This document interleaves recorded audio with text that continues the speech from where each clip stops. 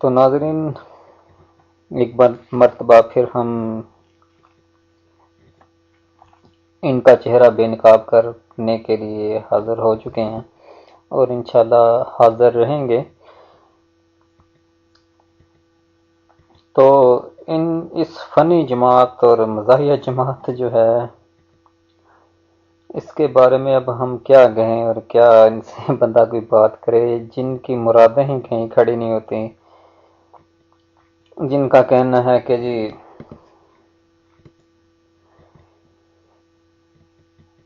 مکے سے مراد قادیان، قادیان سے مراد یمن، یمن سے مراد افغانستان، افغانستان سے مراد روس، اور اس طرح ان کی ڈکشنری جو ہے نا بڑھتی چلی جاتی ہے۔ اگر ان سے پوچھیں یہ کس لغت کی کتاب میں لکھا ہوا ہے، یہ سب کچھ باتیں ان کو نہیں پتہ ہوں گی، اور تاریخ کی باتیں یہ اس طرح کرتے ہیں جیسے ان کو بہت کچھ پتہ ہے، یا یہ بہت سچے ہیں، یا اس طرح کی یہ خرافات بیان کرتے رہتے ہیں۔ اصل بات یہ ہے، قرآن مجید کو چھوڑ دیں، اگر حدیث کو بھی دیکھ کہ یہ باتیں کرتے ہیں اور جھوٹی باتیں کرتے ہیں، قرآن مجید کا بھی ترجمہ یہ غلط کرتے ہیں، حیات مسیح کے بغیر یہ چل نہیں سکتی جماعت۔ اور اگر ان سے یہ پوچھیں کہ مرزا جی کے بارے میں کیا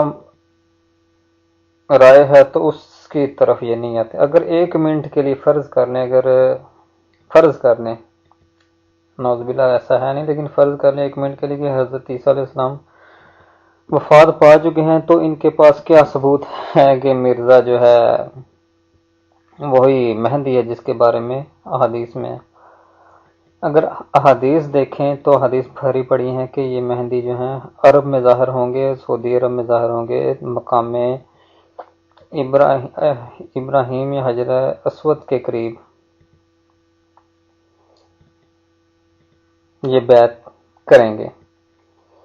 اور لوگ زبردستی بیعت لیں گے، مرزے کی طرح نہیں کہ ترلا منت اور گالی گلوچ اور اس طرح کی باتیں کر کے وہ لوگوں کو زبردستی کہے گا کہ میری بیعت کرو، اس طرح کا کوئی معاملہ نہیں ہوگا۔ اور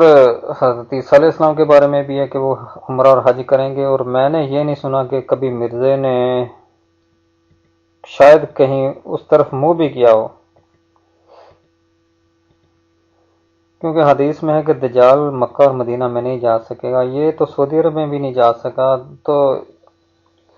اس کی یہ باتیں اپنی طرف سے من گھڑت کہتے ہیں کہ یہ اس طرح کی کوئی مہندی کا ذکر ہے ہی نہیں حدیث میں، یعنی کہ یہ احادیث ہوتے ہوئے بھی یہ مکر جاتے ہیں اور احادیث کا مذاق اڑاتے ہیں کہ اس طرح کی باتیں ہیں ہی نہیں کہ دجال آئے گا یا یجوج مجوج آئیں گے، اس طرح کی یہ جو اللہ اور اس کے رسول نے بیان کر دی گئی ہیں۔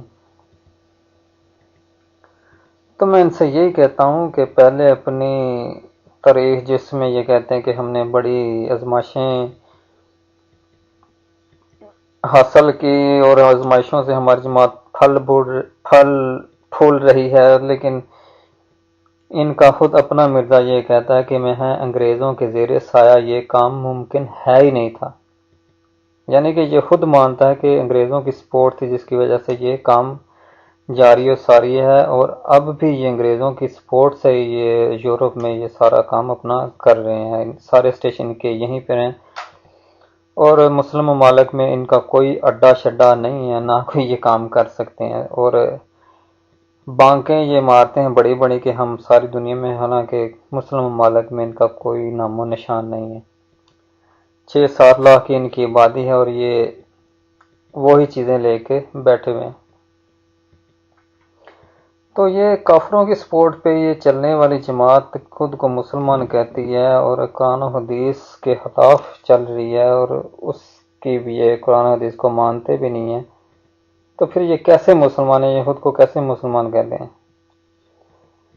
مرزا جس احادیث کی بیس پر خود کو